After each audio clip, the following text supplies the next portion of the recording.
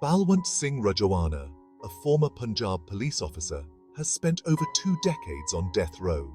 His crime involvement in the assassination of Punjab Chief Minister Beant Singh in 1995. Rajoana's death sentence has been the subject of intense legal battles, public appeals, and political controversy.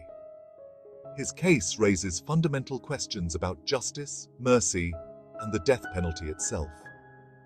The latest chapter in this saga unfolded recently with a significant decision by the Indian Supreme Court. Rajoana's plea for the commutation of his death sentence was presented before the highest court in the land. His lawyers argued for his release, citing the extraordinary delay in his execution. The agonizing wait on death row, they contended, constituted a violation of his fundamental rights.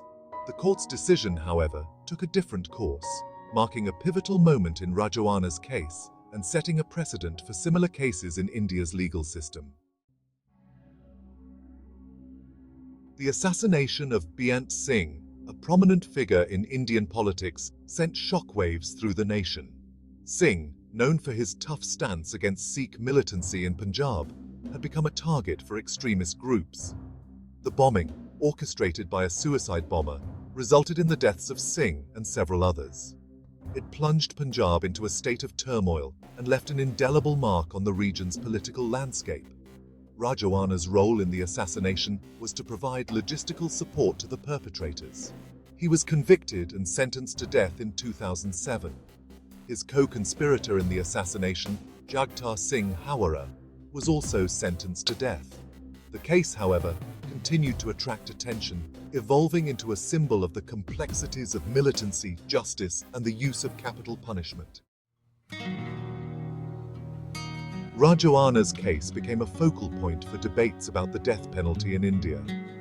Human rights groups and activists have consistently opposed capital punishment, arguing that it is inhumane and irreversible.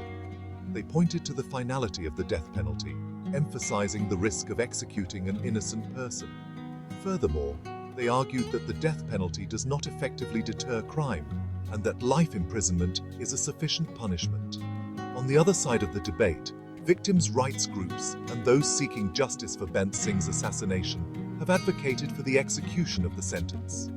They argue that the death penalty is a just punishment for heinous crimes and that it brings closure to the families of victims. The public discourse surrounding Rajoana's case reflected these polarized views, highlighting the moral, legal, and ethical dilemmas surrounding the death penalty. Section 4. The Supreme Court's intervention, no interim relief. The Supreme Court denied interim relief to Rajoana without a full hearing. Interim relief provides temporary measures for immediate protection.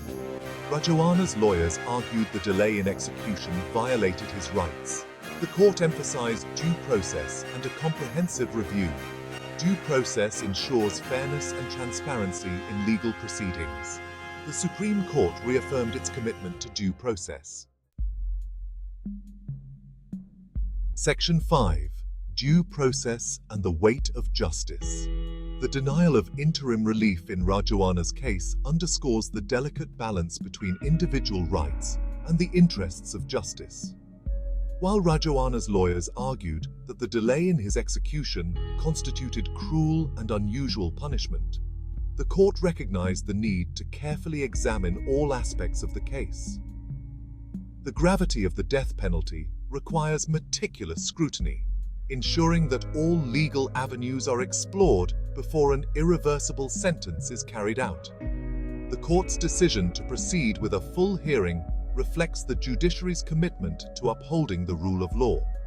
It signifies that even in high-profile cases with significant public interest, the courts will not be swayed by external pressures or emotional appeals. The principle of due process remains paramount, guaranteeing that every individual, regardless of the charges against them, is afforded a fair and impartial trial. Section 6. Awaiting a final verdict. Implications and reflections. As Balwant Singh Rajoana's case awaits a final verdict, it serves as a stark reminder of the complexities surrounding the death penalty.